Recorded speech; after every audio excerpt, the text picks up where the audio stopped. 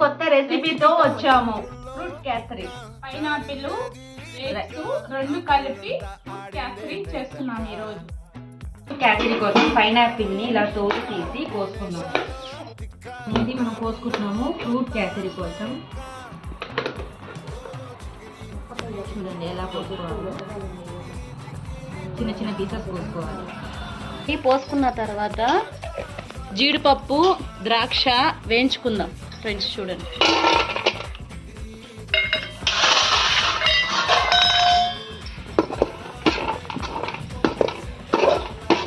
ద్రాక్ష అయిపోయింది. పోవడానికి నెయ్యి పోసుకుందాం.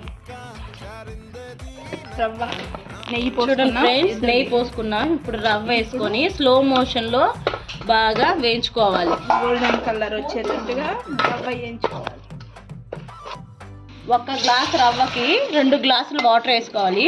ఆ విధంగా మనం 2 గ్లాసులు రవ్వ తీసుకున్నాము అంటే ఇప్పుడు మనం 4 గ్లాసులు వాటర్ వేసుకోవాలి. అప్పుడు కేసరి కలర్ కొంచెం వేసుకుందాము.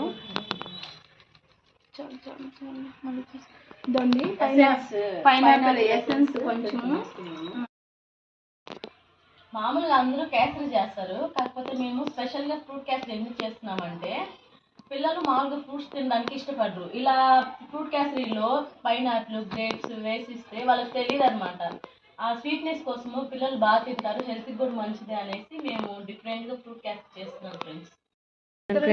ఇప్పుడు బాగా తెలుతుంది. ఇట్లా బాగా తెలినాక మనం రవ్వ వేసుకోవాలి.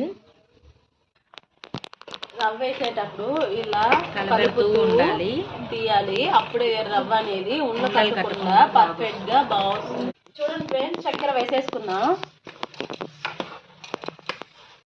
ఫ్రెండ్స్ ఇలా ఉండలు కట్టకుండా కలుపుకోవాలి. ఇందులో మనం పైనాపిల్ అది వేసాం కాబట్టి పైనాపిల్ కూడా బాగా బాయిల్ అయిపోతుంది. చూడండి పైనాపిల్ జీడిపప్పు ద్రాక్ష పైనాపిల్ అన్ని వేసుకున్నాం ఫ్రెండ్స్. చూసేదానికి సూపర్ గా ఉంది, చాలా బాగుంది. చూస్తుంటేనే నోరు ఊరిపో. కేసరి రెడీ అయిపోయింది. మనం దించుకునే గార్నిష్ చేసుకుందాం. మనం దానికి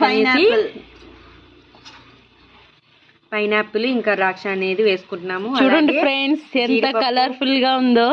ఎమ్మీగా ఉంది ఫ్రెండ్స్. మీరు తప్పకుండా ట్రై చేయండి.